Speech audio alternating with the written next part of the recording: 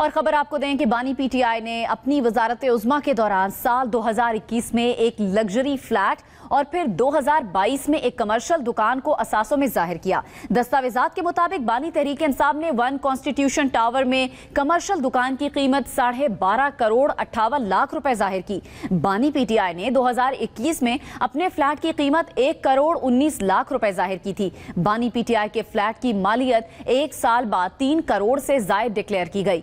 बानी तहरीक इंसाफ के असासे और उनकी मालियत 2021 से 2022 के दौरान 120% बढ़ी। दस्तावेजात के मुताबिक 2021 में बानी पीटीआई के असासों की मालियत 14 करोड़ 10 लाख रुपए थी। 2022 में बानी तहरीक इंसाफ के असासों की मालियत 32 करोड़ 8 लाख हो गई थी। इन दस्तावेजात की तफसीलात जान लेते हैं। हम न्यूज़ के head of investigation team Zahid Gashkori साहब ने हमें ज्वाइन किया है।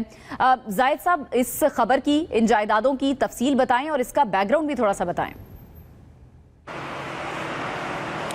अनम, देखिए, ये 2021 और 22 का वाक़या है। इस मुतनाज़ा कॉन्स्टिट्यूशन एवेन्यू 1 में उस वक्त के वज़ीर-ए-आज़म बानी तहरीक इंसाफ यानी इमरान खान ने एक कमर्शियल प्रॉपर्टी ख़रीदी जिसकी मालियत 12.5 करोड़ रुपए से ज़ायद है। इससे पहले 2021 में उन्होंने ये फ्लैट ख़रीदा। तो इस तरह इस मुतनाज़ा टावर में बानी तहरीक इंसाफ ने 16 करोड़ रुपए की जायदादों को शो किया है। और ये ताज़ा तरीन गोशवारे हैं जो जब वो इलेक्शन कॉन्टेस्ट करना चाहते थे लाहौर के हल्का NA 122 और मियावाली 89 से, वहाँ पर उन्होंने इलेक्शन हुकाम को बताया है। और ये मुस्तनद दस्तावेज़ात हैं जिसमें बताया गया है कि बानी पीटीआई ने यहाँ कमर्शियल एक प्रॉपर्टी ख़रीदी है।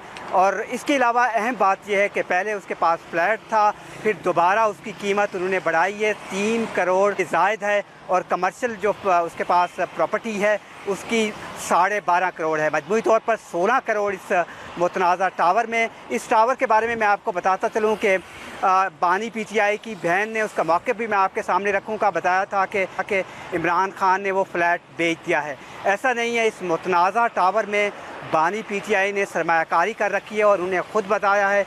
इसकी तमाम तर दस्तावेज़ात हमने हासिल की हैं जो कि मुस्तनद हैं और ज़ाहिर करती हैं कि उस वक्त के वज़ीर-ए-आज़म ने, जो कि अपने ऑफिस में रहते हुए 2021 और 22 में जहां पर 16 करोड़ की ना सिर्फ सरमायाकारी की है बल्कि दस्तावेज़ात ये शो करते हैं कि 2021 में उनके मजमूई असासाजात 14 करोड़ 10 लाख रुपए थे। और सिर्फ अगले ही साल 2022 में जब वो इक़्तिदार में थे उनके असासाजात 120% बढ़े हैं, जिसकी मालियत रिकॉर्ड है उनके पूरे कैरियर में 32 करोड़ रुपए हो गई है। तो इस तरह से ये तमाम तर तफसीलात उन्होंने बताई हैं। अपने उन तफसीलात में जब वो इंतखाबात लड़ना चाहते थे 2024 जनवरी, वहाँ पर जमा करवाई और वो मुस्तनद दस्तावेज़ात हमने हासिल की हैं। इसका बैकग्राउंड ये है, इससे पहले कि मैं पीटीआई का आपके सामने मौक़िफ़ रखूँ, मेरी जनरल सेक्रेटरी से बात हुई है सलमान अकरम राजा से। इसका बैकग्राउंड ये है कि ये एक मुतनाज़ा टावर है, 2007 के बाद पाकिस्तान में बनाया जाता रहा है। उसके बाद एक इन्वेस्टिगेशन की गई थी 2016-17 में, जिसमें बताया गया था कि कौमी ख़जाने को इस टावर की वजह से तकरीबन 25 अरब रुपए का नुकसान हुआ है। फिर इसको नैब ने टेकअप किया, सुप्रीम कोर्ट ऑफ पाकिस्तान में ये केस किया। सुप्रीम कोर्ट ऑफ पाकिस्तान ने बनाने वाली कंपनी BNP पे, उसका मौक़िफ़ भी मैं आपके सामने रखूँगा, ये रखा था कि 17 अरब रुपए ये कंपनी अदा करे। उसके बाद इसको लीगलाइज़ कर दिया गया था, लेकिन कंपनी ये अदा करने में नाकाम रही। उसके बाद फिर इस्लामाबाद हाई कोर्ट में ये केस किया। इस बैकग्राउंड में इस्लामाबाद हाई कोर्ट ने CDA के हक़ में, जो कि कस्टोडियन है इस टावर की ज़मीन की, चलिए जाहिद साहब, अब थोड़ा सा पीटीआई का मौक़िफ़ भी मैं जानना चाहूँगी कि पीटीआई का इस सारे मामले पर क्या मौक़िफ़ है? आपकी उनके रहनुमाओं से बात हुई है, क्या कहना है उनका?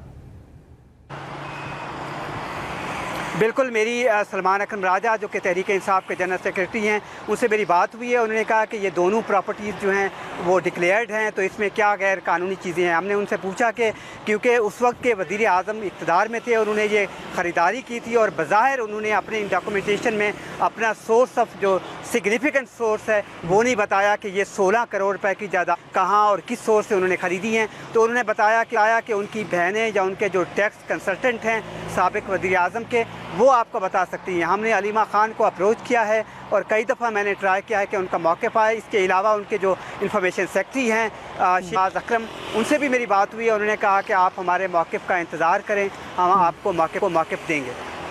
ठीक है जाहिद साहब, इस्लामाबाद के इस टावर का पस मंजर, इसका जो बैकग्राउंड है, मैं चाहूंगी थोड़ा सा वो भी बता दें इस केस से मुतालिक।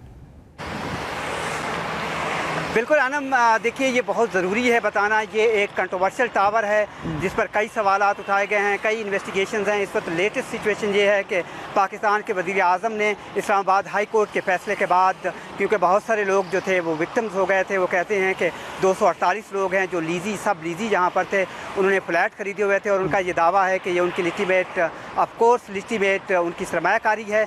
उस पर कमेटी बनाई गई थी। इस कमेटी को आज 20 दिन हो चुके हैं और मेरी आज से 2 दिन पहले पाकिस्तान के वज़ीर आज़म के एक एडवाइज़र से बात हुई। उन्होंने कहा कि कमेटी ने अभी ये रिपोर्ट नहीं दी है क्योंकि वज़ीर आज़म ने CDA को एक्शन से रोक दिया था। तो ये ताज़ा तरीन सूरत हाल ये है कि ये सरकार की एक प्रॉपर्टी है जिसकी मालियत 50 अरब रुपए से ज़ायद है। कंट्रोवर्शियल प्रोजेक्ट के ज़रिए इसको बनाया गया था और उस वक्त के वज़ीर आज़म ने भी सरमायाकारी की, सुप्रीम कोर्ट ने भी नोटिस लिया। उसके बावजूद भी कंपनी ने वो तमाम जो वाजिबात थे अदा नहीं किए CDA को। अब ये CDA की मलकियत है और पहले CDA केस भी जीत चुका है। तो मजमूई तौर पर ये वो एक मुतनाज़ा सेंटर स्टेज टावर है जिसके पीछे अब लोग अपील में दोबारा गए हैं इस्लामाबाद हाई कोर्ट में। मुतनाज़ प्रॉपर्टी है जो कि अब CDA के अंडर है। बहुत बहुत शुक्रिया जाहिद गशकोरी साहब, आपने बहुत तफसील से हमें आगाह किया।